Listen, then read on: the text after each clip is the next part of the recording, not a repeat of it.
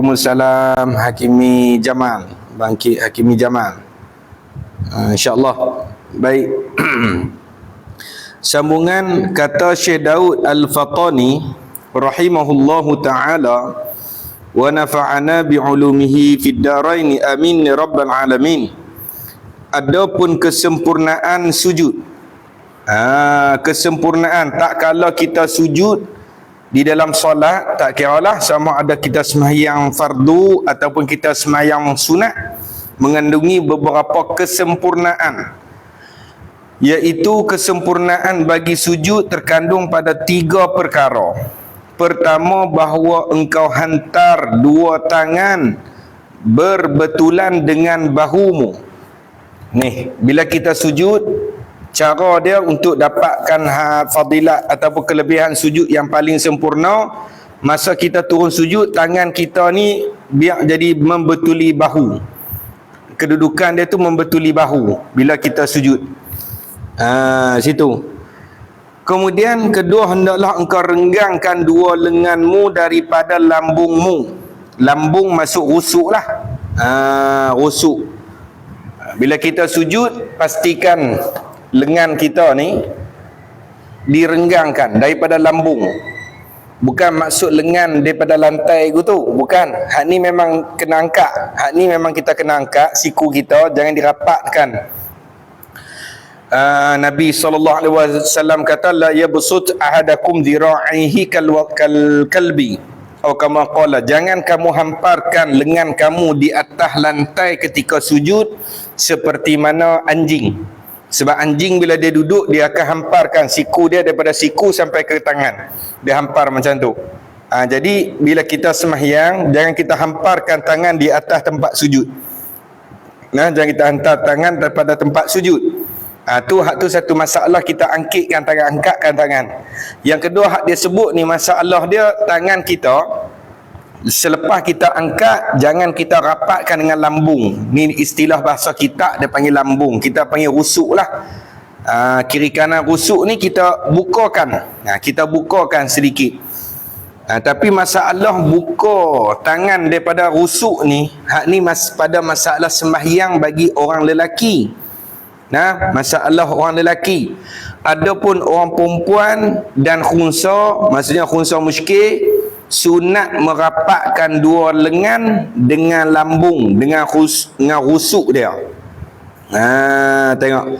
Bagi orang perempuan, bila dia sujud jangan buka ketiak, katuk. Sunat dia katukkan. Sunat katuk, jangan dia buka. Bagi orang lelaki, sunat buka. Dan jangan kamu hamparkan keduanya. Ni dia sebut, jangan kamu hamparkan keduanya, kedua-dua lengan kepada bumi. Jangan kamu duk pergi hampak tangan lagu tu. Turun sujud, baru semalam jumpa. Semalam ada kuliah di satu tempat. Lepas dah tu, macam mana tahu, kita duk kuliah-kuliah, dia masuk mayang depan-depan, kita duk mengejak. Letih juga nak fikir. Jadi dah duduk depan kita nampak lah dia hampak lengan lagu tu. Jangan. Walaupun tak membatalkan semayang sekalipun, tapi makruh, perbuatan lagu tu makruh. Boleh mengurang dan merosakkan pahala sembahyang kita. Ketiga, hak kesempurnaan ketiga, tak kala mana kita bersujud, bahawa engkau tamakninahkan pada sujudmu. Tamakninah ni masuk di dalam rukun, dalam hak benda wajib. Kalau sujud tidak ada tamakninah, dia ada dua cara yang tidak ada tamakninah. Yang pertama, hak kemungkinan dia sujud, dia terus bangun, Allahu Akbar, Allahu Akbar. Tu tak ada tamakninah, tu satu wajah. Yang kedua, wajah kedua yang tidak ada tamakninah, dia sujud tu lama, tetapi di dalam sujud, sedang dia duduk sujud, dia duduk menggerak-gerakkan anggota dia. Seperti dia duduk gerakkan tangan, ataupun dia duduk gerak, goyang-goyangkan paha lutut atau lutut dia duduk goyang-goyangkan pinggang dia masa sujud. Tu pun dia panggil tak ada tamakninah. Walaupun dia sujud lama, tapi anggota dia tidak berhenti daripada bergoyang-goyang, maka menyebab sujud dia tidak sah. Dia nak ada tamakninah ketika mana sujud. Dan mengucap tasbih kamu serta ta'zim, membesarkan Allah, Subhana rabbiyal a'la wa bihamdi. Subhana rabbiyal a'la wa bihamdi. Sekurang-kurang pun subhanallah misalnya. Sekurang-kurang pun subhanallah. Itu contohlah. Lepas tu hak subhana rabbiyal a'la wa bihamdi, hak sunatnya 3 kali. Kalau kita semayang munfarid, boleh kita nak baca 3, 5, 7, 9, 11. Kalau kita semayang seorang diri, semayang munfarid. Kalau kita jadi imam, yang afdalnya kita baca kadar 3 kali. Tak sunat kita membanyakkan lebih daripada 3. Melainkan sudah beradab ataupun sudah redha oleh makmum, tak apa. Maknanya kalau kata kita nak buat amal, setiap kali sujud kita nak baca 7 kali, maka pastikan makmum tahu terlebih dahulu, kerana takut kita menyusahkan makmum. Sebab di dalam sembahyang dia jaga makmum juga. Waalaikumsalam Bazhar. Baru ya. Baru yang mula, tak ada masalah.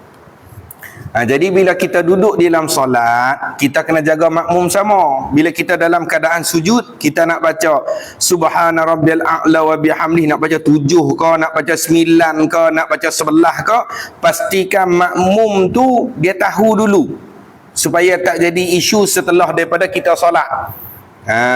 Jadi bahaya dia boleh makmum tu mengkeji. Sebab terganggu, mungkin ada makmum yang tua, mungkin ada makmum yang bawa anak yang kecil. Maka kita dituntut di dalam Islam, kita dituntut meraihkan, menjagakan orang ramai. Kita dituntut meraih ataupun menjagakan orang ramai. Kalau baca yang terlalu panjang nanti menyusahkan mereka. Baik. Jadi kita baca takat 3 kali, tak apa dah. Afdalnya kita baca subhana rabbiyal a'la wa bihamdi, kita baca 3 kali. Clear dah tu? Baik. Habis tu masalah hak kesempurnaan ketika mana sujud. Kemudian adapun kesempurnaan duduk itu di dalam 3 perkara. Lepas daripada sujud, kita duduk di antara 2 sujud. Lagu mana kata hak terkandung bagi kesempurnaan duduk di ketika mana lepas pada sujud? Perkara pertama, bahawa engkau duduk atas tapak kakimu yang kiri. Kita duduk, satunya dia panggil ni masalah duduk iftirash. Duduk iftirash, dia ada 2 nama ketika solat. Satunya dia panggil duduk iftirash, yang kedua dia panggil duduk tawarruk. Duduk tawarruk, kalau orang tanya duduk macam mana? Duduk macam tahiyat akhir. Duduk iftirash, duduk macam tahiyat awal, ataupun duduk antara 2 sujud tadi tu. Tu dia panggil duduk iftirash.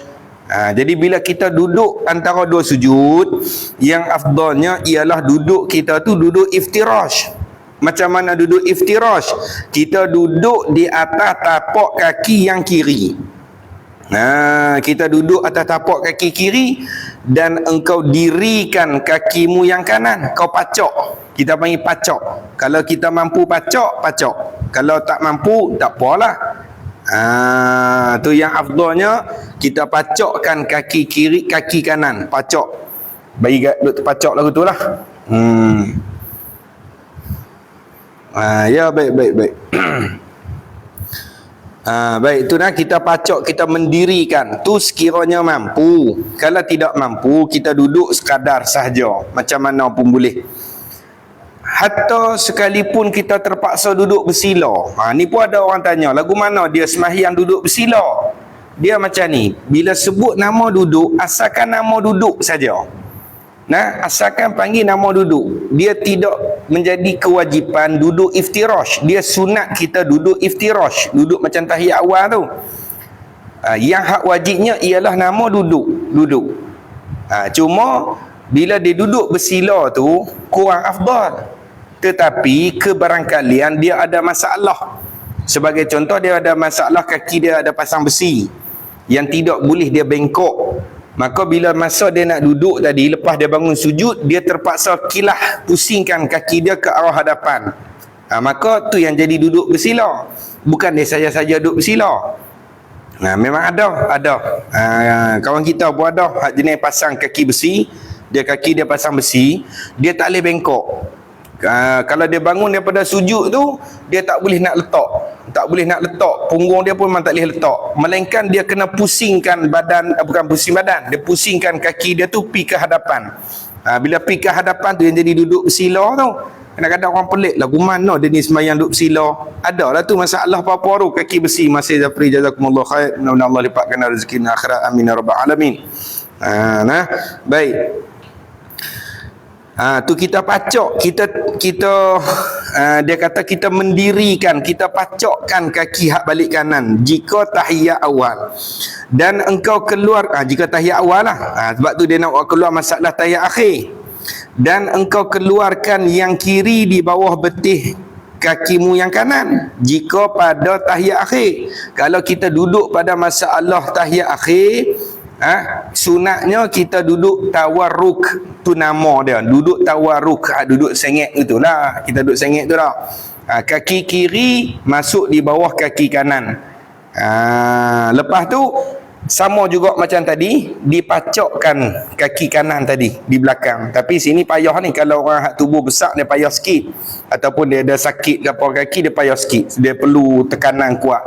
Tapi kalau mampu, yang afdalnya dipacokkan. Dipacokkan. Baik. Keduanya, engkau tasyahud. Ni kesempurnaan pada duduk ketika mana kita sembahyang. Saya payah nak pacok. Ya, kalau payah tak apa, jangan paksa. Sebab bukan masalah apa. Dia macam ni. Sesuatu perbuatan solat, lebih-lebih lagi yang sunat, jangan kita paksa. Kalau kita paksa sehingga boleh menghilangkan khusyuk, maka hak tu tidak afdal. Tidak afdal. Contohnya, hak asal sunatnya dalam mazhab Syafi'i, kita duduk tadi ni sama ada tawarruk ataupun iftirash, kita sunat memacokkan, mendirikan kaki kanan. Tetapi kalau kita pacok, ketika tu kita pacok, kita sakit misalnya, tubuh kita besar ataupun kita ada sakit kaki, menyebabkan jadi pedih ataupun sakit, maka kita pun waktu tu yang afdalnya kita duduk sekadar kemampuan, asalkan tidak menghilangkan khusyuk di dalam sembahyang. Asalkan tidak menghilangkan khusyuk dalam sembahyang. Balik mana? Apa bina?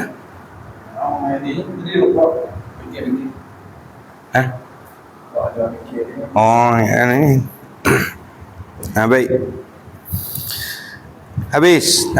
Tu masalah duduk nah, jangan paksa. Memang asal hukum dia sunat. Memang asal dia hukum dia sunat. Tetapi sehingga menghilangkan khusyuk, ketika tu tidak dituntut dah. Tidak dituntut dah sampai tahap tu. Dah boleh, sebab duduk tahiyat akhir, dia duduk tu rukun, tapi dia kategori duduk, jenis duduk ialah duduk tawarruk, dan kedudukan duduk tawarruk tu ialah sunat. Kedudukan duduk tawarruk hukum dia sunat. Boleh tak kita saja tak mau duduk cara duduk tahiyat akhir tu? Boleh, syaratnya nak nama duduk, sebab duduk tahiyat akhir tu nama dia rukun, wajib kena duduk pada tahiyat akhir. Tapi kita saja nak ubah duduk nama duduk iftirash, kita nak duduk sama macam tahiyat awal, hukum dia boleh. Tetapi dalam mazhab Syafi'i kurang afdal. Dia kurang afdal, ataupun dia panggil menyalahi sunnah lah. Lebih-lebih lagi dalam mazhab Syafi'i nah. Baik. Berasa rendah kamera saya. Saya terlupa angkat. Lebih tinggi sikit. Baik. Keduanya hak kesempurnaan yang terkandung, tak kalau kita duduk keduanya engkau tasyahud dengan ta'zim. Kita duduk tasyahud tadi ni, kita duduk serta kita membesarkan Allah, biar berasa dalam hati kita membesarkan Allah Ta'ala. Lagu mana kita duduk misalnya depan ibu bapa sebagai contoh. Contoh macam mana kita duduk depan mak ayah. Kita duduk sengak misalnya. Tak ada kita hulur kaki ke arah mak ayah misalnya. Lagu mana kita duduk depan guru, sopan saja. Tu kita nak kata duduk dengan rupa ta'zim, dengan rupa kita kata membesarkan Allah Ta'ala. Dengan rupa kita membesarkan Allah. Dan engkau selawat akan Nabi SAW dengan sempurna selawat. Ni kalau kita duduk tahiyat lah. Bila kita duduk pada tahiyat, kita duduk serta kita baca elok selawat. Hak ni yang saya selalu sebut ni. Kalau pada tahiyat awal, dia sunat ab'ad. Ingat tu, dulu kita lepas dah pembahagian sunat ab'ad. Kalau pada tahiyat awal, saya tolak tadi tajuk terkeluar terbilik pula dah. Pada tahiyat awal, bacaan selawat ke atas Nabi SAW, ingat ni, dia ialah sunat ab'ad. Lepas kita baca asyhadu an la ilaha illallah wa asyhadu anna muhammadar rasulullah, Allahumma salli ala sayyidina Muhammad, tu haklah tu, Allahumma salli ala sayyidina Muhammad. Ketika tahiyat awal, hukumnya ialah sunat ab'ad. Kalau kita bangun, kalau kita bangun ataupun kita tidak sengaja tinggal, maknanya lepas wa asyhadu anna muhammadar rasulullah, lagu mana hari itu kita terbangun, kita bangun Allahu akbar, bangun rakaat ketiga, maknanya kita tak baca selawat kepada Nabi waktu tu, maka sunat ketika tu kita di akhir solat nanti ni, sebelum nak bagi salam, sunat kita sujud sahwi. Sunat kita sujud sahwi. Dan tak perlu baca wa ala ali sayyidina Muhammad pada ketika tahiyat awal. Kalau kita baca pula wa ala ali sayyidina Muhammad pada tahiyat awal, hukum dia ialah sunat kita sujud sahwi juga, dan perbuatan tu makruh. Hak di dalam mazhab Syafi'i rahimahullah. Di dalam mazhab Syafi'i, kerana kita sengaja memindahkan ataupun kita buat perkara ataupun kita buat sunat ab'ad yang tidak pada tempatnya sunat sujud sahwi. Sebab apa? Wa ala ali sayyidina Muhammad ataupun wa ala ali Muhammad, dia sunat ab'ad pada tahiyat akhir. Dia sunat ab'ad pada tahiyat akhir. Kemudian kita pi baca wa ala ali sayyidina Muhammad pada ketika tahiyat awal. Maka di dalam mazhab Syafi'i ataupun di kalangan ashab Asy-Syafi'i, dia mengatakan siapa-siapa yang baca wa ala ali sayyidina Muhammad pada tahiyat awal, seolah-olahnya dia memindahkan tempat bagi sunat ab'ad. Maka hukum dia sunat dia jabar ataupun dia ganti dengan sujud sahwi. Sunat dia ganti dengan sujud sahwi. Kecuali kalau kita nak berlaku atas pendapat yang kurang masyhur, tetapi jarang orang ataupun guru-guru dia dedahkan, sebab tidak masyhur pendapat ni, yang mengatakan sunat juga kita baca wa ala ali sayyidina Muhammad. Hal ni pun kita sudah bahas dulu. Kerana apa? Kerana ada sebagian ulama mengatakan sunat juga, dia tilik kepada kebanyakan hadis Nabi apabila diminta untuk ajar bagaimanakah kami nak selawat kepada kamu wahai Rasulullah. Kebanyakan riwayat yang datang menyatakan cara kita berselawat ke Nabi ialah Allahumma salli ala Muhammad wa ala ali Muhammad. Tu sekurang-kurangnya, dan hak tu yang banyak riwayat datang. Maka atas sebab ni, sebahagian ulama dia berijtihad kata sunat juga baca selawat kepada ahli keluarga pada tahiyat awal. Tu hak atas pendapat yang lemah sikit dalam mazhab Syafi'i. Adapun pendapat yang kuat dalam mazhab Syafi'i, tidak disunatkan membaca selawat kepada keluarga Nabi pada tahiyat awal. Dan kalau kita terbaca pun, sekalipun terbaca, sunat juga sujud sahwi. Maknanya kalau kita sembahyang jemaah sekalipun, imam dah bagi salam, kita terus sambung dengan sujud sahwi. Kot tu nah. Jadi nak jawab soalan sahabat kita tadi, kalau dia baca wa ala ali Muhammad pada tahiyat awal, sunat sujud sahwi, kerana tu bukan tempat dia. Begitu juga kalau kita tertinggal Allahumma salli ala Muhammad pada tahiyat awal, pun sunat sujud sahwi juga. Situ. Adapun Allahumma salli ala Muhammad pada tahiyat akhir, hukum dia wajib. Hak tu rukun. Itu rukun. Kalau kita tertinggal, maka solat kita tidak sah. Wajib kita kena bacakan juga, ulang balik kena baca. Dan baca wa ala ali sayyidina Muhammad pada tahiyat akhir ialah wajib. Baca wa ala ali sayyidina Muhammad pada tahiyat akhir, hukum dia ialah bukan. baca wa ala ali sayyidina Muhammad pada tahiyat akhir hukumnya sunat ab'ad. Kalau kita tinggal tu makruh, sengaja tinggal. Cuma kita ganti saja dengan sujud sahwi. Baik, alhamdulillah. Tu kita dia suruh kita baca selawat elok, baca dengan sempurna. Saya selalu sebutlah benda ni, kita nak banyakkan selawat ke Nabi sallallahu alaihi wasallam, selawat betul-betul. Jangan doa Allahumma salli Muhammad, Allahumma salli ala Muhammad. Baca elok, kita baca elok. Ingat tu kata Abdullah Ibnu Umar radhiyallahu anhu, dia kata apa? Perbaiki, perelokkanlah selawat kamu kepada Rasulullah sallallahu alaihi wasallam, kerana selawat kamu tu dibentangkan di hadapan Nabi sallallahu alaihi wasallam. Ingatlah, kita selawat kita semua dibentang. Kalau kita selawat dengan tak cukup huruf itulah yang dibentang.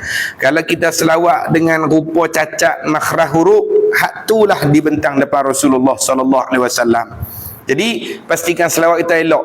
Allahumma salli ala Muhammad, laju tak apa, betul, nak betul. Laju tak ada masalah, bukan kita larang baca selawat bagi laju. Mungkin kita nak ligan 1,000 selawat satu hari, tidak ada masalah nak laju. Allahumma salli ala Muhammad wa ala ali Muhammad, Allahumma salli ala Muhammad wa ala ali Muhammad. Tapi nak betul. Allahumma salli bukan musalli, lepas tu Muhammad bukan Muhammad, bukan ha bulat tapi ha pedah, ha Muhammad. Itulah kita nak jaga makhraj, itulah bagi Nabi tengok kita rasa bangga. Cuba kita orang tulis nama kita tak betul pun kita marah dah. Kita nama ejaan lagu lain, kita pergi tulis lagu lain, tu pun orang tegur, ni bukan ejaan nama saya macam ni. Tu pun kita tegur dah. Ni apa nak kata nama Nabi sallallahu alaihi wasallam, bila kita baca dengan tidak kemas, jadi posaklah. Jazakumullah khair, terima kasih Al-Fadil Petihrum, banyak dah bagi gift, terima kasih banyak. Mudah-mudahan Allah berkati rahmati. InsyaAllah lah boleh beli dah mic baru. Mic saya rosak, dia bekas ni pun tempat charger dia pun jadi masalah. InsyaAllah lah. Lusa kita boleh order. Lusa kita boleh order mic baru. Mic wireless untuk kita kuliah-kuliah. Untuk kuliah-kuliah apa tu kita pakai wireless, pakai untuk BTT, dengan BTT. Itulah nak beli mic baru. Hak kita dah pakai ni, dia ada 2 lagu ni. Tapi bertanya brand pun tak ada brand. Baru pakai 2-3 bulan. Hak ni rosak dah ni. Slot dia pun rosak dah, tempat cas tu. Dia cas pun tak masuk. Naik lampu tu tapi tak masuk. Duk merah tu. Padam dah. Dia padam lah. InsyaAllah ada rezeki kita beli mic baru. Baik. Patah balik masalah ni. Dan engkau selawat pada Nabi dengan sempurna selawat. Allah, Petihrum ni. Jazakumullah khair. Apa ni? Aduh.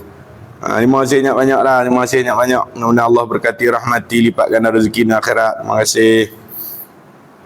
Dan engkau baca selawat tu dengan sempurna selawat, dan akan keluarganya sempurna. Kita selawat pada keluarga Nabi pun bagi sempurna. Wa ala ali sayyidina Muhammad. Wa ala ali. Cuma nak baca sayyidina ke tak? Boleh nak baca, boleh tak mau baca, tidak ada masalah. Nak baca sayyidina ke tak? Berlaku khilaf di kalangan ulama. InsyaAllah, amin rabbal alamin. Masih insyaAllah nanti kita update, kita beli mic baru, kita update insyaAllah. Masih banyak. Jadi berlaku khilaf di kalangan ulama pada masalah lafaz sayyidina, dan illah dia kerana apa yang menyebabkan kata ulama kata sunat membaca sayyidina, tak lain tak bukan ialah ala sabili ta'adduban, atas jalan nak beradab dengan Nabi SAW. Habis tu kami tak baca sayyidina ni tak beradab ke? Bukan tak beradab, beradab juga. Sebab tu saya kata benda ni khilaf ulama. Hak satu pendapat kata kerana hak yang warid, yang datang, hak asal, dia ambil hak asal. Allah, Petihrum ni dia buat tengok. Terkejut saya tak biasalah duk dapat lagu ni, tiba-tiba dia buat lagu ni, terkejut lah.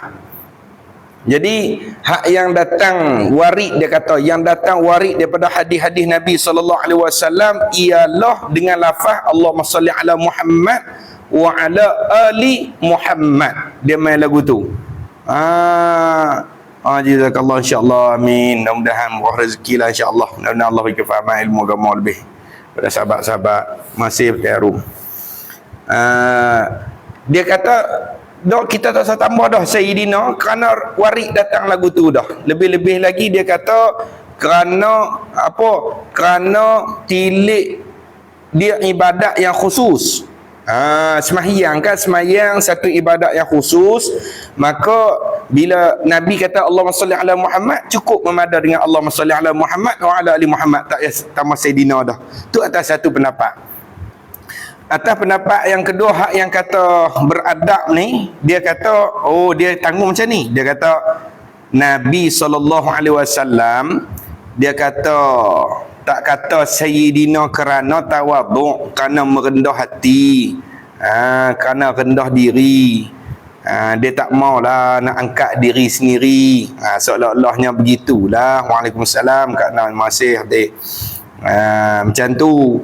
Jadi walaupun Nabi merendah diri lagu tu, kita ni hak balik umat, kita seolah-olahnya macam faham-faham sendiri. Seolah lagu tu faham-faham sendiri. Maka atas alasan tu kita mengucapkan kata Sayyidina. Kitab Muniatul Musalli muka surat 53 kata dia ada sahabat Baman tadi share. Kitab Muniatul Musalli sambungan. Jadi atas nama nak beradab dengan Nabi itulah dia kata Nabi tawaduk, Nabi rendah hati, rendah diri. Bila Nabi rendah diri, maka Nabi tak sebutlah lafaz Sayyidina tu. Balik kita umat, tanda kita ni faham kata Nabi ni orang yang Sayyidut Tawadu'i. Kitab Rumi muka surat 58. Nabi ni penghulu orang-orang yang tawaduk. Maka kita sendiri yang letak kata apa? Kata Sayyidina, walaupun Nabi tak sebut sekalipun. Allah tengok hak Nabi kata ana sayyidu waladi Adam yaumal qiyamah. Aku ni adalah penghulu bagi anak Adam pada hari kiamat. Tapi Nabi kata wala fakhra, aku tidak berbangga-bangga. Tu atas satu riwayat kata makna fakhra, la fakhra, aku tak belagak, aku tak bangga. Jadi daripada situ kata ambil sayyid, sayyidi itu ambil daripada situ. Hak Nabi kata ana sayyidu waladi Adam, aku penghulu anak Adam. Ambil daripada kata situ. Cukup dulu Terung. Tak ada apa lagi nak beli mic ni saja. Cukup dulu. Allah, bagus dah. Masya-Allah. Tilik daripada situ yang kata apa? Yang kata Nabi sendiri iktiraf, mengaku kata dia tu penghulu. Maka kita pun kata aku Allahumma salli ala sayyidina. Tak ada salah dah lah. Baik. Dan sahabat dengan sempurna juga kita selawat. Tapi tak ada lah semayang, tak ada Allah. Kalau dalam semayang ada juga selawat kepada sahabat. Tapi ketika doa qunut waalaikumsalam ciptaan Maha Esa, masa semayang selawat kepada sahabat ketika qunut. Kalau pada tahiyat tak ada lah. Wa sallallahu ala sayyidina Muhammad wa ala alihi wa sahbihi wa baraka wa sallam. Ingat sahabat-sahabat ingat. Wa ala ali Allahumma salli ala Muhammad wa sallallahu ala sayyidina Muhammad wa ala alihi wa sahbihi wa baraka wa sallam. Semua ni di dalam kunut ialah sunat ab'ad. Kalau salah satu kita tidak baca, maka sunat sujud sahwi juga. Tu peringatan balik hak lepas-lepas. Mungkin ada sahabat kita sebelum ni yang tak join lagi, kita nak bagi nak ulang refresh balik. Di dalam kunut bacaan kepada selawat kepada Nabi, pada keluarga Nabi dan sahabat, ni semua sunat ab'ad. Kalau kita tertinggal, maka kita teringat balik selepas daripada habis kita sujud ke apa, di belakang sebelum kita bagi salam pada tahiyat akhir, sunat kita sujud sahwi. Baik.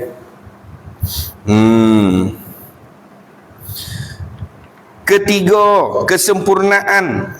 Kesempurnaan yang ketiga, tak kala mana kita duduk.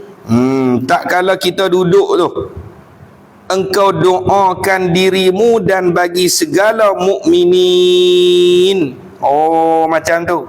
Mana kita doa ujung sekali itulah. Lepas kita fil alamin innaka hamidum majid. Allahumma inni. Situ. Macam mana? Allah. Lupa dah. Salah satunya Allahumma ya muqallibal qulub tsabbit qulubana ala dinik. Allahumma inna na'udzubika min azabil qabri wa azabi jahannam, ataupun ulang balik pun boleh. Allahumma inna na'udzubika min azabi jahannam wa na'udzubika min azabil qabri wa na'udzubika min fitnatil mahya wal mamat wa na'udzubika min syarri fitnatil masiihid dajjal. Allahumma ya muqallibal qulub tsabbit qulubana ala dinik. Tu kita doa sekali lah nana kami tu. Tu kita berdoa lepas kita habis tahiyat. Cuma bagi imam jangan terlalu panjang. Tak sunat bagi imam terlalu panjang. Bagi imam sikit-sikit saja. Kalau kadar tadi okey dah tu. Allahumma inna na'udzubika min Allahumma inna na'udzubika min azabi jahannam wa na'udzubika min azabil qabri wa na'udzubika min fitnatil mahya wal mamat wa na'udzubika min syarri fitnatil masiihid dajjal. Allahumma ya muqallibal qulub tsabbit qalbi ala dinik wa ala ta'atik. Lepas tu imam bagi salam tu. Jangan panjang sangat, kacau makmum, nusah ke makmum. Jangan terlalu panjang tu, tak mau. Bagi makmum, bagi imam, sampai sebagian ulama kata makruh tu. Dia memanjangkan doa lepas pada bacaan tahiyat, hukum dia makruh. Kalau dia panjang sangat. Sikit-sikit saja dia baca, tak payah panjang sangat. Kalau makmum, okey, tak ada masalah. Kita jadi makmum, kita nak baca panjang lagu mana pun tak ada masalah. Nak Rabbana atina pun tak apa. Kot tu. Jadi masa kita sebelum bagi salam tu dan selepas habis tahiyat akhir, sunat kita baca doa. Dan satu lagi hak saya nak kongsi, situasi yang sunat yang kita selalu tinggal, yang selalu kita tak perasan ataupun mungkin kita tak ingat ataupun kita tertinggal, ialah doa sebelum kita aminkan Fatihah imam. Ni antara tempat yang afdal, yang juga merupakan waktu yang kuat dimakbulkan doa. Bila imam baca siratal ladzina an'amta 'alaihim ghairil maghdubi 'alaihim waladdallin, sampai situ ya doa ibu bapa. Sampai situ sunat kita rabbighfirli wa liwalidayya. Lepas tu amin. Lepas amin ya Rabbal Alamin. Tapi ya Rabbal Alamin kalau imam pelan je lah. Jangan baca doa amin ya Rabbal Alamin. Oh jangan. Pelan-pelan je. Ni dia sebab ringkas. Sebab tu pendek saja. Doa tu pendek. Sebab tu kalau kita tertinggal, rugi lah. Dia baca lepas amin, tak apalah. Kurang-kurang Allah tahu niat kita tu lagu mana, tak apa dah. Jadi sebab tu bagi imam, sunat dia lagu mana? Sunat dia saktah, diam sikit sebelum dia amin. Jangan ghairil maghdubi alaihim waladdallin. Nanti tak? Amin. Sebab nak ambil amin, dia barakat dia kerana sekiranya kita amin kita tu sekali dengan imam. Malaikat punya amin ialah sekali dengan amin imam. Serentak amin kita dengan amin imam. Nabi kata sallallahu alaihi wasallam, ghufira lahu ma taqaddama min zambi, diampunkan segala dosa-dosa dia yang telah lalu. Jadi itu satu kelebihan. Jadi sikit ya. Cuma bagi imam kena pandai lah. Imam kena ada tolak ansur. Jangan terlalu laju bagi imam. Ni ghairil maghdubi alaihim waladdallin. Amin. Tak dan makmum nak menapah. Dia kalau tambah doa mukminin mukminat tu bukan masalah boleh tak boleh. Allah masih dia masalah dia panjang sangat. Bila panjang kita takut terlepas. Amin bersama imam. Dia pentingnya. Terima kasih Nabi Arum, jazakumullah khair. Terima kasih banyak-banyak. Mudah Allah merazaki dunia akhirat. Allahumma amin ya rabbal alamin. Dia hak jadi masalah lagu ni. Hak jadi masalah bila kalau kita nak tambah doa, dia tempat yang hak kita nak dapat fadilat tu ialah berserta amin imam. Kita nak ambil amin imam tu serentak. Sebab tu dia nak Nabi kata siapa-siapa yang amin dia tu berserta dengan amin imam. Kira imam A kita tu A, imam min kita min, amin habis serentak. Jangan kita panjang sangat. Maka hak tu yang dapat fadilat besar, kerana amin imam automatik dia serentak dengan amin malaikat.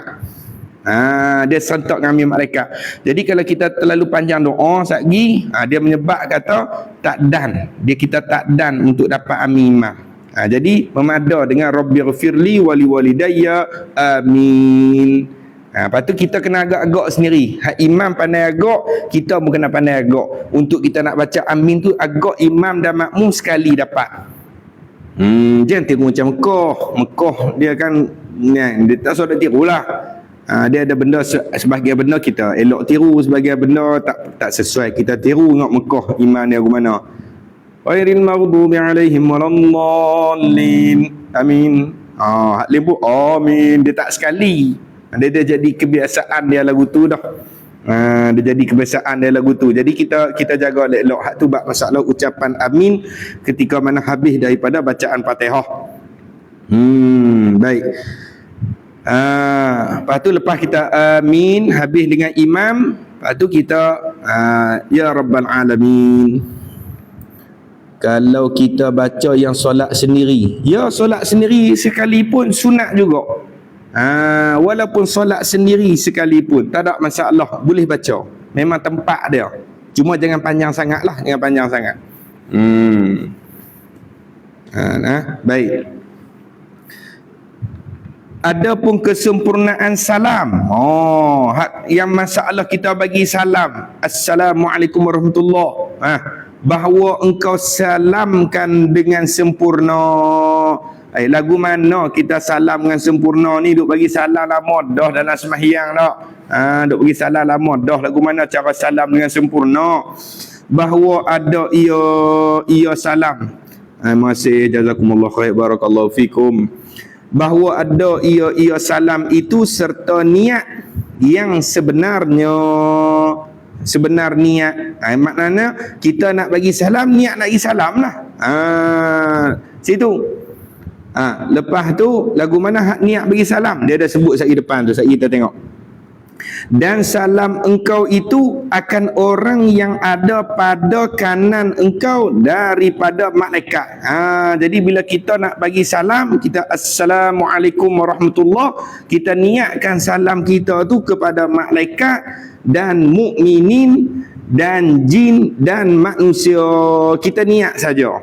Kita niat lagu tu saja. Adapun hak balik makmum tak sah duk waalaikumsalam. Lagi dah kata kena niat tak? Niat tahu dah orang bagi salam tu assalamualaikum, dia niat bagi kepada malaikat, mukmin, jin, Islam, manusia. Balik makmum jawab waalaikumsalam. Jam lagu tu. Jangan duk jawab lagu tu. Melawak pun tak boleh. Melawak pun tak boleh. Jam duk buat lagu tu. Cuma sini dia tak sebut. Sebelum kita terlepas pandang, hak kita biasa sebut dah itu sekali. Masalah mana? Masalah saya tak pasti ada pin ke tadi, tak ada kan. Masalah berat apa cara kepala kita tu nak bagi salam lah. Cara kepala kita nak bagi salam. Sahabat-sahabat yang tak biasa dengar lagi ataupun yang sudah tahu kau, assalamualaikum tu tak perlu tunduk tu. Kita memang duduk tahiyat akhir, kita dah tengok tempat sujud.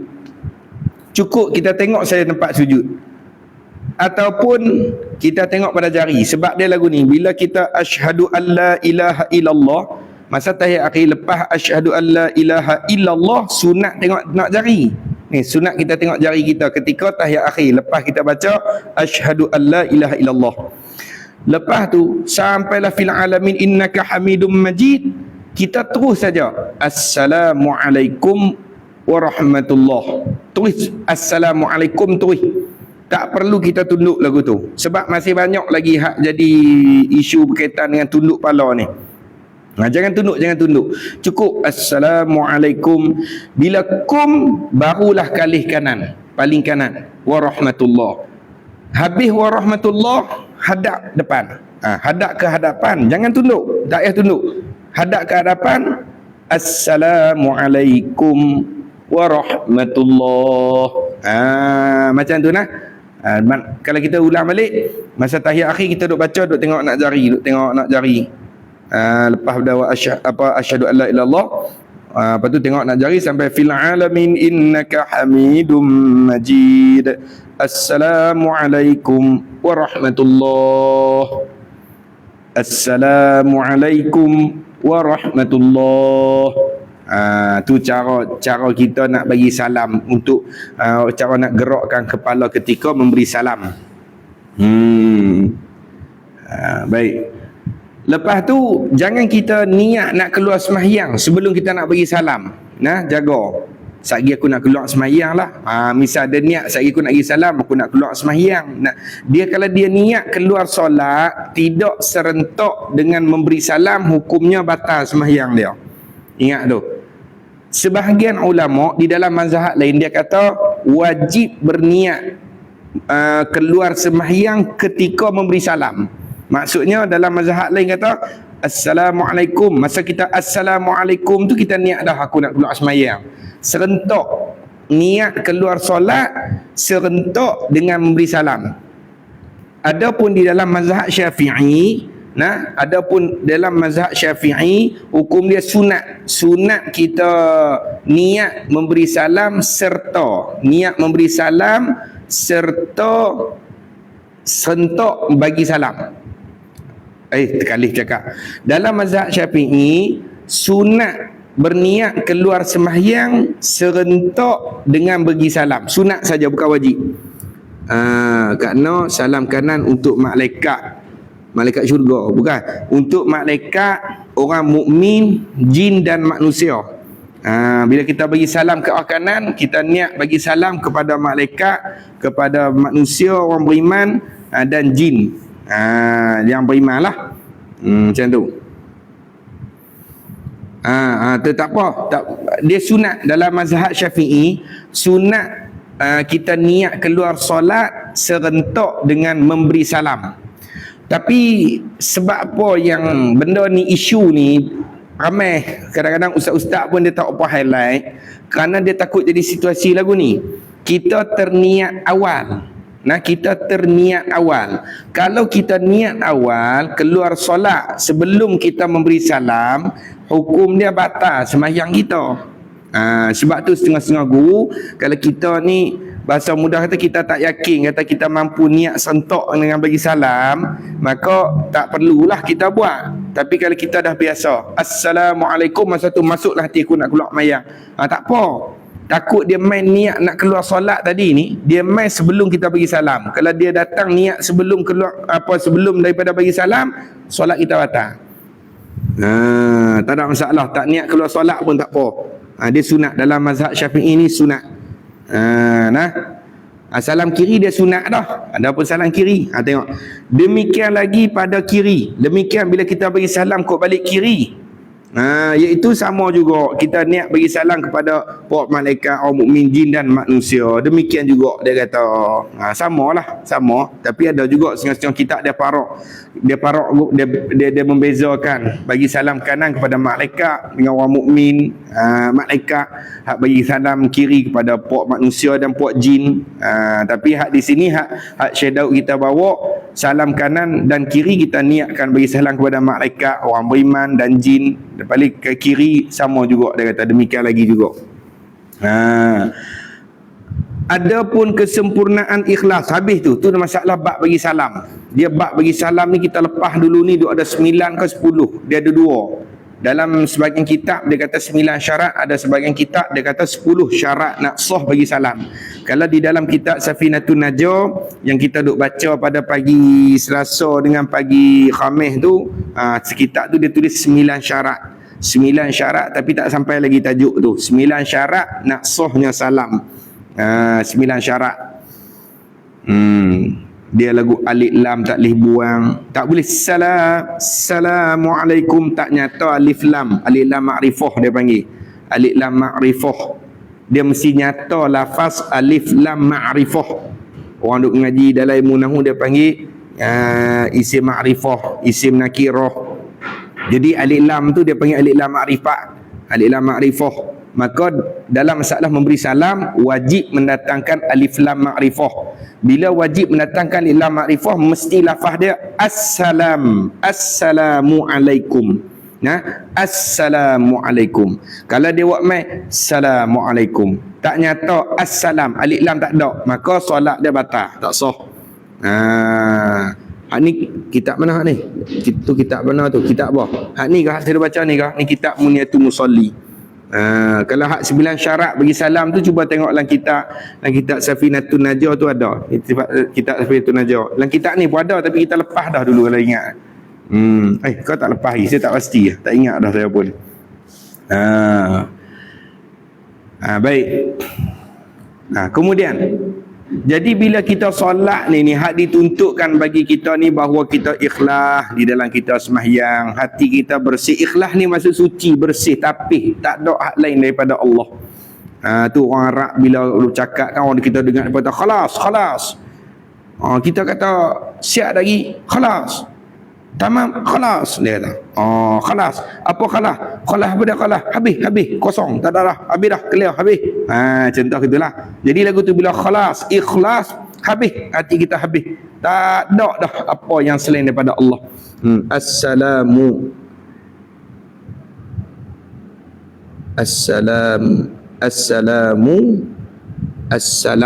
Bukan hak pertama tu betul. Assalamu. Macam tu, bukan assalamu. Kalau lagu tu salah.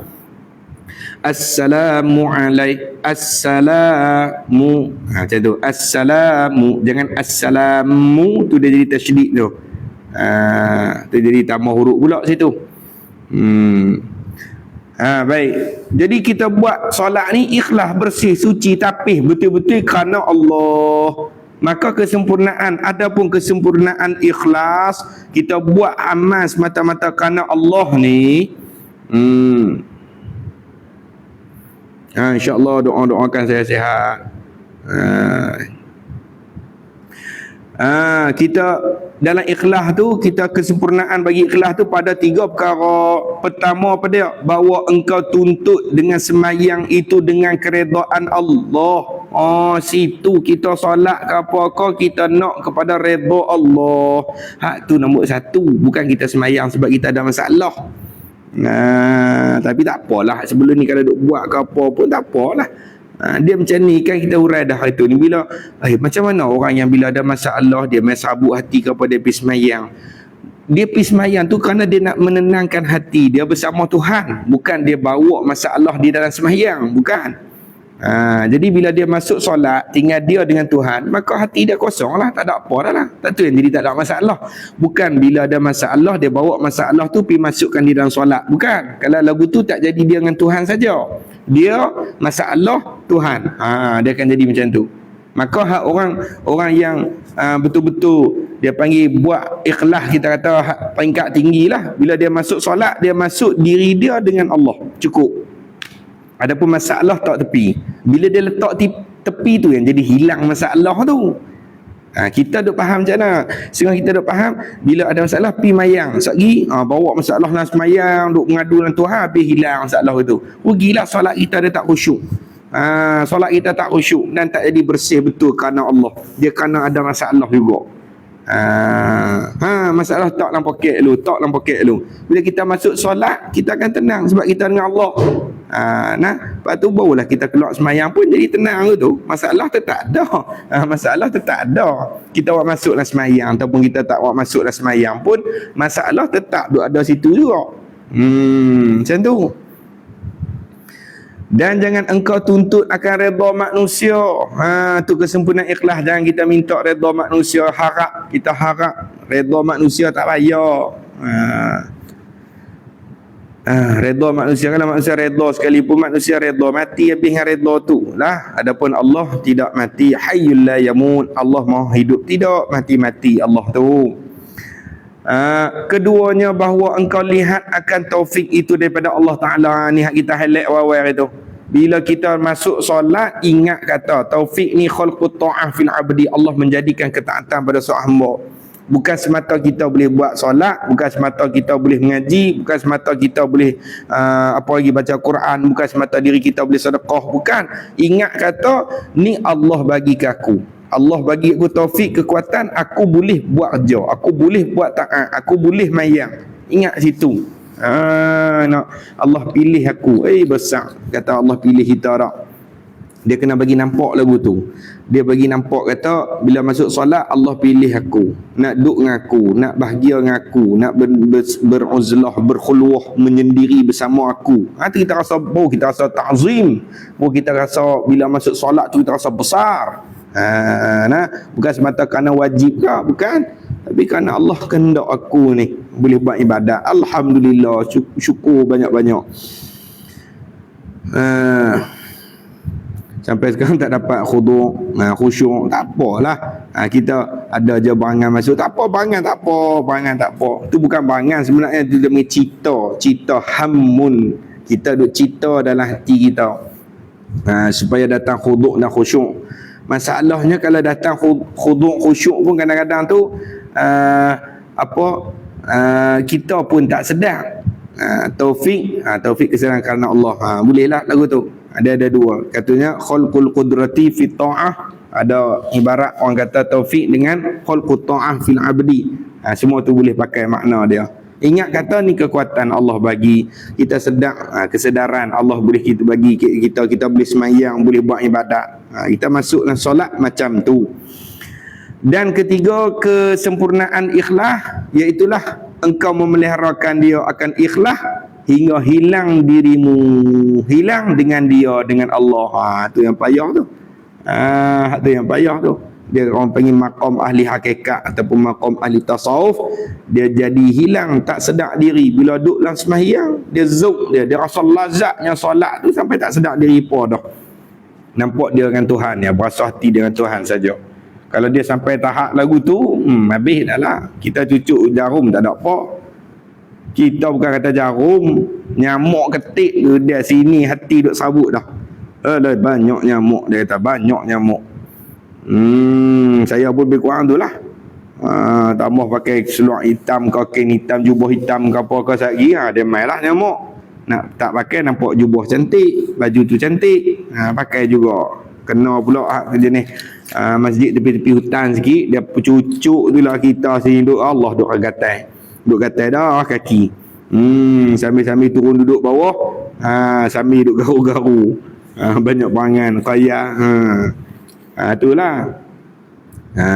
Kita dapat cuma tak sepenuh. Berbeza dengan ahli khawah ataupun orang yang sampai maqam tu, dia ayyudi malittila'a 'ala Allah bi'aini qalbi, dia mengekali syuhud musyahadah dia tu kekal atas memandang Allah dengan mata hati dia sentiasa lagu tu. Kita kadang-kadang dia main tak apa, dapat sikit-sikit tak apa, lama-lama banyaklah.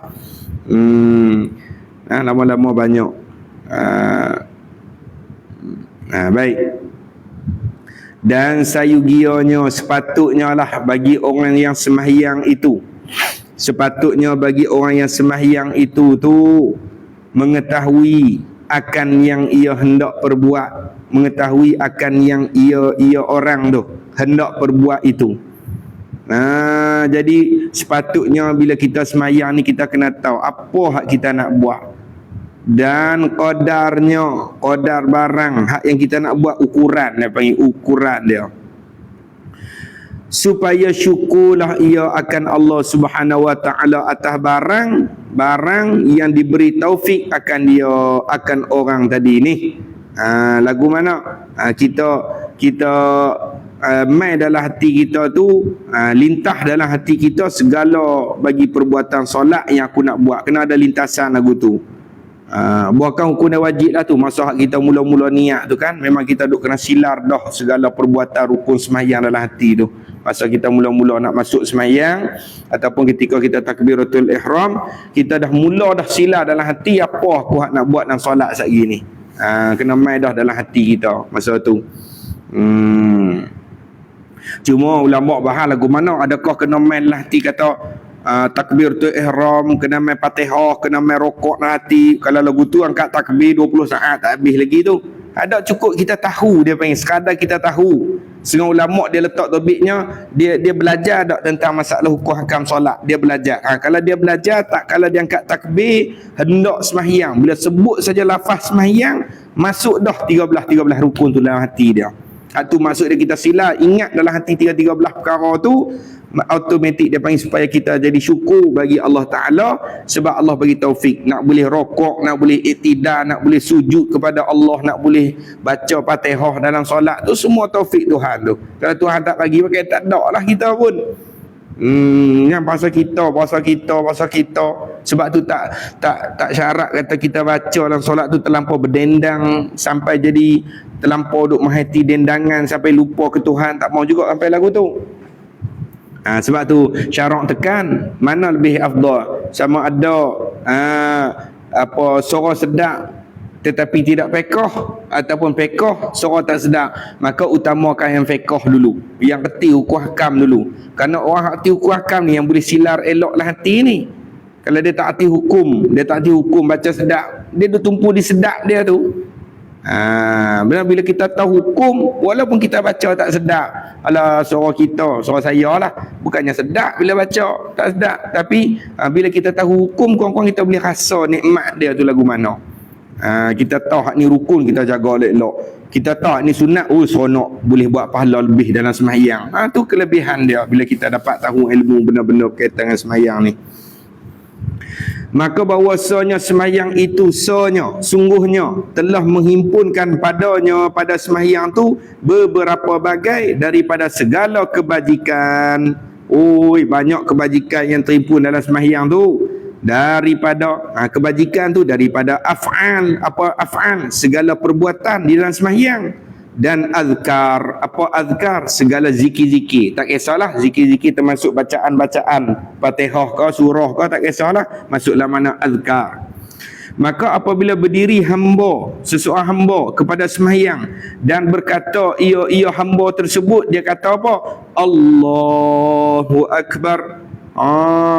Bila dia kata lagu tu, maka hendaklah ia hamba tersebut muqaranah, menyertai. Mestilah seseorang tu dia muqaranah, maksudnya menyertai niatnya yang dimuktabarkan pada syarak. Niat yang dimuktabar maksudnya niat yang diambil kira pada syarak, bukan niat yang tak ambil kira. Lagu mana hak kata niat yang diambil kira? Hak kita habaq itu ni, hak ada solat fardu mesti ada 3, qasad, ta'arud, ta'yin, mesti ada 3 ni. Mesti ada 3 ni, ataupun boleh panggil qasad, ta'arud, ta'yun. Jadi bila seseorang tu nak masuk ke dalam solat, mestilah dia menyertai niat dia tu dengan niat yang muktabar. Apa niat muktabar? Niat yang diambil kira pada syarak, yakni pada undang-undang di dalam sembahyang. Kalau contoh kita nak sembahyang fardu subuh, aku nak sembahyang fardu subuh, dia kata seorang-seorang diri dia kan. Tapi bila dia angkat takbir, dia kata Allahu Akbar, dia niatlah hati kata aku sembahyang subuh. Contoh aku sembahyang subuh, maka tu tidak diiktibar, tidak diambil kira, kerana tidak mencukupi syarat-syarat bagi sahnya niat. Dia syarat-syarat sah niat dia mesti ada 3. Qasad, ta'arud, ta'yun, ataupun qasad, ta'arud, ta'yin. Aku sembahyang fardu subuh. Ni yang diiktibar. 3 ni yang diiktibar. Kalau salah satu gugur, kita nak sembahyang subuh, fardu subuh, tapi kita tak ta'arud, tak buat main lafaz fardu, dalam hati niat kita tu tak ada fardu, maka solat fardu kita tu tidak diiktibar, tidak diambil kira. Dia bertukar jadi solat sunat. Dia akan jadi solat sunat. Bab tu jaga. Bila kita niat solat tu, kita tahu pembahagian-pembahagian syarat nak sah bagi semayang. Lepas tu dia kata, hendaklah seorang tu dia muqaranah, dia menyertaikan niat dia. Dia menyertai niat dia tadi ni dengan niat yang dimu'tabarkan. Apa yang dimu'tabar? Yang diambil kirakan pada syarak. Kalau tidak ada qasad ta'arud ta'yun ataupun qasad ta'arud ta'yin, maka tidak nama diiktibar. Kena ada tiga-tiga tu. Kecuali solat yang sunat yang muqayyad. Solat sunat yang ada kaid. Tu dua. Qasad dengan ta'yin. Aku sembahyang, contohnya aku sembahyang duha, aku sembahyang gerhana, tak sebut sunat pun tak apa, tidak menjadi kesalahan, solat dia tetap sah. Tu kalau sembahyang sunat muqayyad yang ada kait dengan waktu. Kalau solat sunat mutlak senang, aku sembahyang Allah, aku sembahyang, tak sebut 2 rakaat tak apalah hati. Tu semua sunat saja sebut. Cukup aku sembahyang Allah, aku sembahyang. Tu senang. Sebab tu orang main sunat cepat, Allahu Akbar, aku sembahyang. Kalau qada nak kena niat fardu sekali juga, kena wajib. Wajib. Kalau solat qada sekalipun, kalau kita misal sembahyang qada subuh, usalli fardhu subhi, qadaan, cuma tambah qada tu je. Tu pun qada tak syarat juga tu. Buat mai di dalam ketika mana takbiratul ihram. Kalau boleh buat mai dalam takbiratul ihram lagi bagus. Kalau tak sempat pun tak apa lagi. Yang syarat mesti menyertai ketika takbiratul ihram qasad ta'arud ta'yin. Kena hak tu memang kena buat mai dah dalam takbiratul ihram. Pada kata qasad ta'arud ta'yin tu. Situ nak qasad ta'arud ta'yin. Kadang-kadang saya niat sebelum takbir solat jenazah. Boleh, tak ada masalah. Sebelum takbir kalau kita rasa susah sekalipun, dia niat paling mudah satu. Terima kasih Kak Linda, jazakumullah khairan. Terima kasih banyak-banyak. Kalau hak paling mudah tu, aku sembahyang bagi ni jenazah. Bagi ni jenazah, pak takbir fardu kifayah kerana ikut imam Allah Ta'ala. Dia pasal panjang sikit lah. Aku sembahyang bagi ni jenazah. Ambil hak-hak ni kita susun bagi nampak mudah. Aku sembahyang bagi ni jenazah, pak takbir fardu kifayah ikut imam. Cukuplah, dekat tu tak apa dah. Kerana Allah Ta'ala tu tak wajib tu, lepas tu. Tajuk apa ni? Tajuk bab sembahyang, tajuk kita duk baca kitab. Tadi saya buat tajuk, lepas tu saya duk seret bagi jauh sikit tu dia terhilang. Bab solat kita duk baca kitab Muniyatul Musalli. Maksudnya tak sebut jadi imam. Dah dia sebutlah. Kalau dia imam tu dia sebutlah imam. Kalau kita makmum kita sebutlah jadi makmum. Lepas tu rakaat. Ni kalau rakaat bab apa ni? Solat jenazah ke? Solat jenazah dia tak ada rakaat, dia takbir, 4 kali takbir. 4 kali takbir. Macam mana ni? Saya tak faham. Bercampur dah tulisan soalan. Maksudnya tak sebut jadi imam atau dan tak sebut berapa rakaat pun bolehkah? Ustaz, imam, terima kasih Kak Linda, jazakumullah khair. Mudah-mudahan Allah lipatkan rezeki dunia akhirat, amin rabbal alamin. Masalah imam selain daripada solat Jumaat, dia sunat niat imam. Kalau dia nak dapat pahala berjamaah, maka sunat bagi dia niat imam. Tu satu. Adapun bagi makmum, kalau dia nak dapat pahala berjamaah dan dia nak solat, dia nak dapatkan jemaah, wajib dia kena niat makmum. Maknanya lagu ni, kita mai sembahyang, ada orang dah sembahyang dah, kita masuk belakang dia nak sembahyang, kita nak jadi makmum dia, nak solat jemaah, nak dapat jemaah, syarat dia mesti kita niat. Contohnya usolli fardhu zuhri 4 rakaat makmuman lillah ta'ala. Makmuman lillah ta'ala, baru kita dapat jemaah. Adapun imam tadi, dia tidak wajib niat imam. Dia tak mau niat imam pun tak apa. Dia tak mau layan kita. Kita nak ikut dia sampai bagi salam pun boleh. Cuma ulama' duk khilaf, adakah bagi imam ni dia mendapat pahala jemaah ataupun tak. Kata setengahnya imam tadi ni dia tak dapat pahala jemaah kerana dia tidak berniat imam. Ada pendapat lain kata dapat juga pahala jemaah. Apa ala kuliah dia khilaf di kalangan ulama'. Cuma poin penting, imam dia tak wajib niat. Dia tak wajib niat sebagai imam. Berbeza kita makmum yang hendak dapatkan jamaah, mesti kita kena niat makmuman. Makmuman. Dan niat makmum tersebut kalau terlepas sikit daripada lafaz Allahu Akbar dah habis, baru dapat makmum tadi pun dimaafkan, tidak masalah. Jangan tinggal jauh sangat lah, jangan jauh sangat. Tak ada masalah.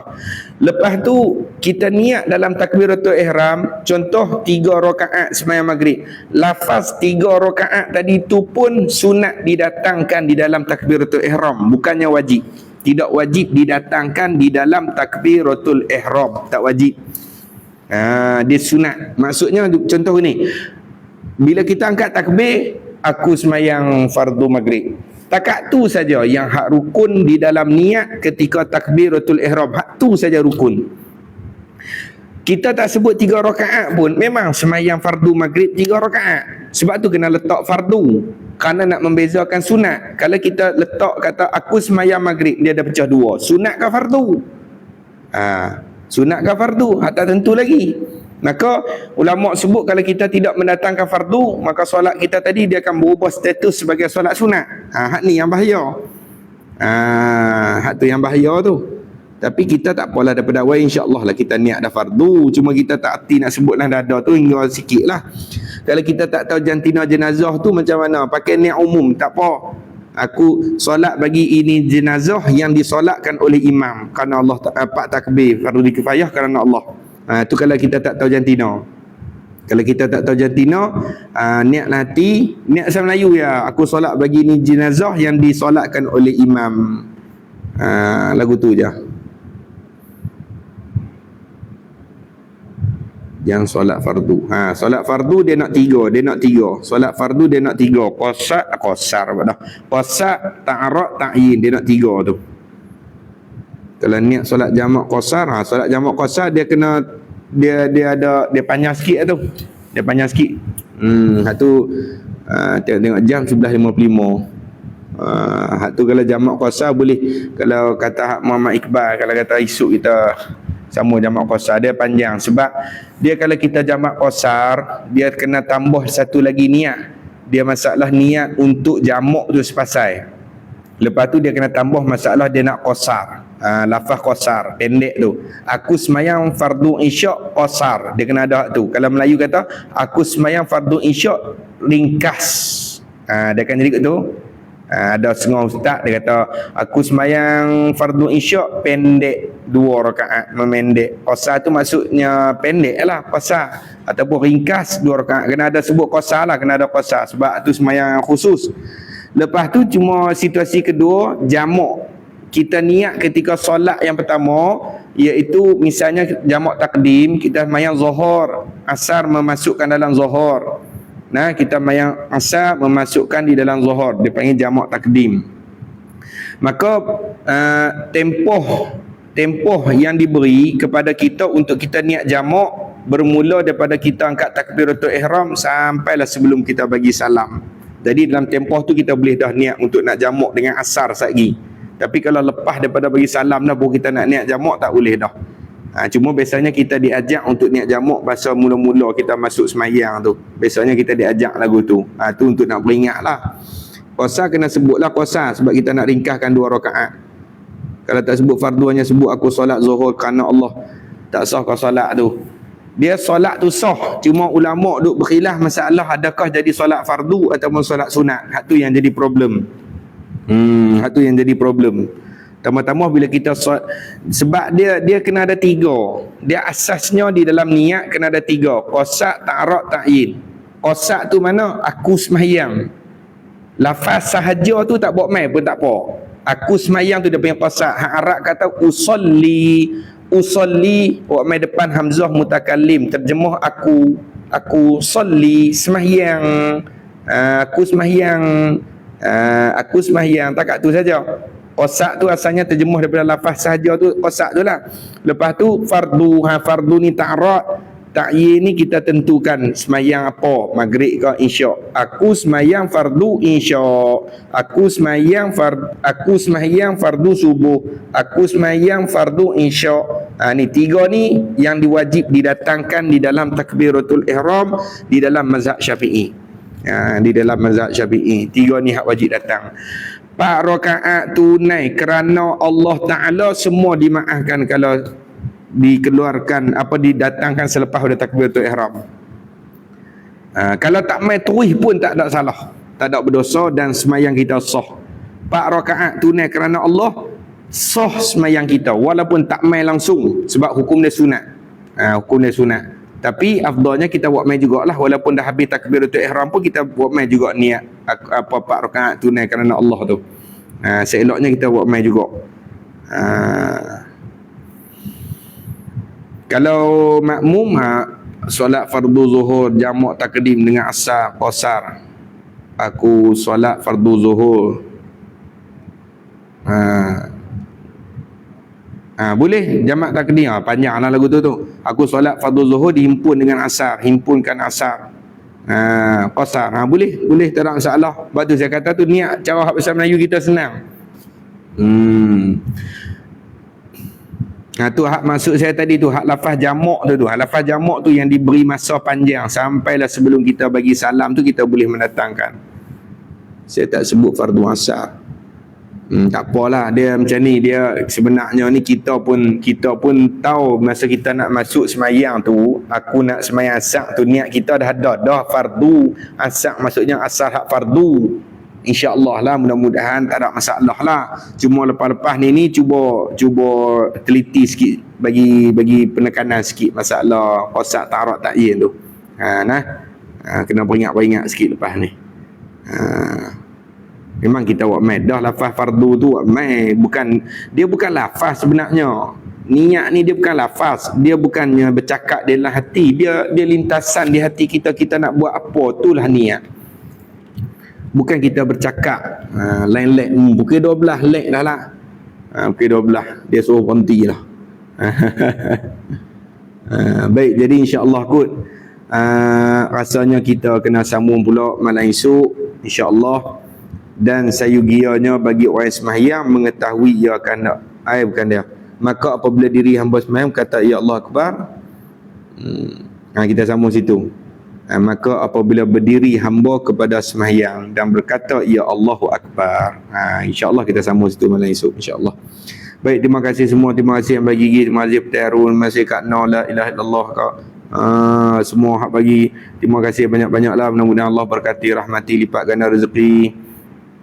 Saya nak balas seorang-seorang tu saya tak mampu, sekadar saya mampu balas ni cara ni lah, saya kongsi-kongsikan bacaan macam ni dengan sahabat-sahabat sekalian. Saya nak balas seorang-seorang tu, minta maaf banyak-banyak saya tak mampu. InsyaAllah mudah-mudahan Allah bagi kefahaman ilmu pada kita semua dan Allah berkati apa hak kita buat daripada urusan kita di dunia ni dan dibalas pahala di akhirat insya-Allah.